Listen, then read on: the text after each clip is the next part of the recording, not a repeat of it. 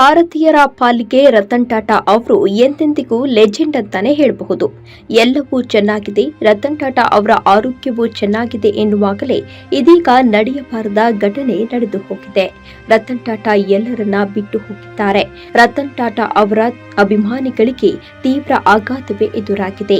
ಭಾರತದಲ್ಲಿ ಉದ್ಯಮ ವಲಯವನ್ನ ಜಗತ್ತಿನ ಮಟ್ಟದಲ್ಲಿ ಎದ್ದು ನಿಲ್ಲುವಂತೆ ಬೆಳೆಸಿ ಭಾರತದ ಅಭಿವೃದ್ಧಿಗೆ ದೊಡ್ಡ ಕೊಡುಗೆ ನೀಡಿದ ರತನ್ ಟಾಟಾ ಅವರು ಶತಕೋಟಿ ಭಾರತೀಯರ ಆರಾಧ್ಯ ದೈವವೇ ಆಗಿದ್ರು. ರತನ್ ಟಾಟಾ ಇನ್ನಿಲ್ಲ ಎಂಬ ಸುದ್ದಿ ಕೇಳಿದ ಪ್ರತಿಯೊಬ್ಬರ ಎದೆಯಲ್ಲಿ ಈಗ ನೋವು ಶುರುವಾಗಿದೆ. ರತನ್ ಟಾಟಾ ಅವರ ಸಾವಿನ ಸುದ್ದಿ ಇದೀಗ ಜಗತ್ತಿನಾದ್ಯಂತ ಕಿಚ್ಚು ಹೊತ್ತಿಸಿದೆ. ದೇಶದ ಉದ್ಯಮ ವಲಯಕ್ಕೆ ದೊಡ್ಡ ಸೇವೆ ಸಲ್ಲಿಸಿ ತಮ್ಮ ಇಡೀ ಜೀವನವನ್ನೇ ಮುಡಿಪಾಗಿ ಇಟ್ಟಿದ್ದ ವ್ಯಕ್ತಿ ಇಂದು ಶತಕೋಟಿ ಭಾರತೀಯರನ್ನ ಬಿಟ್ಟು ಹೋಗಿದ್ದಾರೆ. ಈ ಮೂಲಕ ಭಾರತೀಯ ಉದ್ಯಮ ವಲಯವು ಇದೀಗ ರತನ್ ಟಾಟಾ ಅವರ ನಿಧನದ ಸುದ್ದಿ ಕೇಳಿ ನಲುಗಿ ಹೋಗಿದೆ.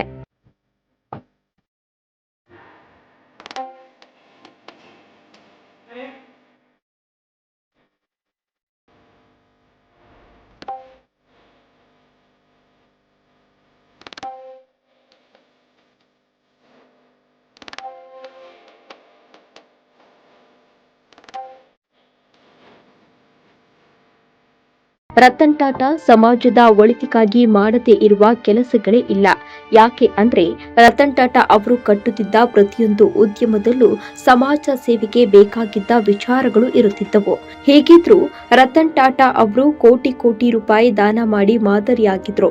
ಹೇಗಿದ್ದಾಗಲೇ ರತನ್ ಟಾಟಾ ಅಭಿಮಾನಿಗಳಿಗೆ ಆಘಾತವೇ ಎದುರಾಗಿದೆ. ಆಗಾಗ ಸುದ್ದಿಯಲ್ಲಿ ಕಾಣಿಸಿಕೊಳ್ಳುವ ಶ್ರೀಮಂತರ ಪಟ್ಟಿ ನೋಡಿದ್ರೆ ಹೊಸ ಉದ್ಯಮಿಗಳ ಸ್ವಂತ ಬಂಡವಾಳ ಹಲವು ಲಕ್ಷ ಕೋಟಿಗಳಲ್ಲಿದೆ ಎಂಬುದು ಗೊತ್ತಾಗುತ್ತದೆ. ಹೀಗಿರುವಾಗ ಅದೇ ಸಾಲಿನಲ್ಲಿ ನಾವು ದೇಶದ ಅತ್ಯಂತ ಹಳೆಯ ಕೈಗಾರಿಕಾ ಗುಂಪಿನ ಮುಖ್ಯಸ್ಥರ ಬಗ್ಗೆ ಮಾತನಾಡುವುದಾದರೆ ರತನ್ ಟಾಟಾ ಅವರು ಹಲವಾರು ಲಕ್ಷ ಕೋಟಿ ರೂಪಾಯಿ ಮೌಲ್ಯದ ಆಸ್ತಿಯನ್ನ ಹೊಂದಿರಬೇಕು. ಆದರೆ ವಾಸ್ತವ ವಿಚಾರ ತಿಳಿದ್ರೆ ನೀವು ನಂಬಲು ಸಾಧ್ಯವಿಲ್ಲ. ಟಾಟಾ ಗ್ರೂಪ್ನ ಮಾರುಕಟ್ಟೆ ಬಂಡವಾಳದಿಂದ ನೋಡಿದರೆ ರತನ್ ಟಾಟಾ ಅವರ ಸಂಪತ್ತು ಏನೂ ಅಲ್ಲ. ನಿಸ್ಸಂಶಯವಾಗಿ ಕಂಪನಿಯ ಒಟ್ಟು ಆದಾಯ ಎಲ್ಲಿಗೆ ಹೋಗುತ್ತದೆ ಎಂಬ ಪ್ರಶ್ನೆ ನಿಮ್ಮ ಮನಸ್ಸಿನಲ್ಲಿ ಉದ್ಭವಿಸುತ್ತಿರಬೇಕು. ಆದ್ದರಿಂದ ಟಾಟಾ ಗ್ರೂಪ್ನ ಎಲ್ಲಾ ಕಂಪನಿಗಳು ಟಾಟಾ ಟ್ರಸ್ಟ್ ಅಡಿಯಲ್ಲಿ ಬರುತ್ತವೆ ಮತ್ತು ಅದರ ಹಿಡುವಳಿ ಕಂಪನಿ ಟಾಟಾ ಸನ್ಸ್ ಎಂಬುದು ನಿಜ.